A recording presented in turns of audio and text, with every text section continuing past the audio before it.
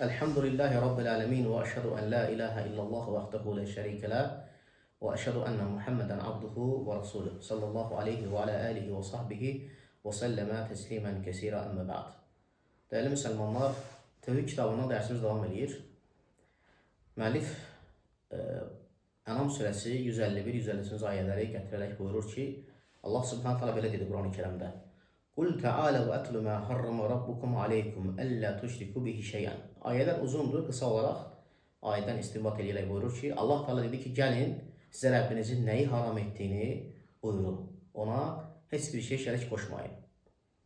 Bu ayələrdə Enam suresi 151-153 ayədə 10 haqdan Allah Teala danışır. 10 haqdan.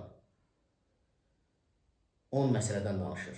10 dənə tövsiyədir. Yəni Allah Azze ve Celle'nin bizə etdiyi ən əzəmətli 10 tövsiyədir.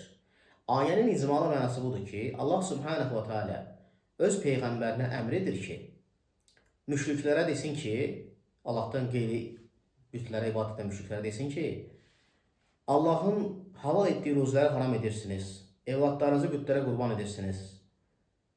Bunu da öz istədiklərinizə görə, öz fikirlərinizə görə, şeytanın vəsvəsəsinə görə, sizi azdırmasına görə edirsiniz. Gəlin mən sizə Rəbbinizin nəyi haram etdiyini buyurun.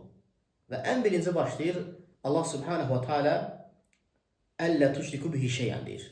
Allah'a heç bir şey şərik qoşmayın. Yəni bura daxildir, heç bir şey deyəndə bura hər şey daxildir. Qəbirlər də, daşlar da, ağaclar da, pirlər də, ocaqlar da, kim olur olsun.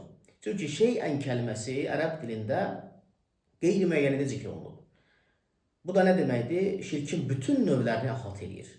Allah'a heç bir şey şərik qoşmayın. Və ikinci tövsiyədə Allah Teala buyurur ki, valideynlərlə gözəl davranın. Onlara yaxşılıq edin. Çünki valideynlərə yaxşılıq eləmək Allahın əmrlərindəndir. Və valideynlər yaxşılıq olunmağa ən layiqli insanlardır. Və onlara asi olmaq da Allah'a asilikdən sayılır.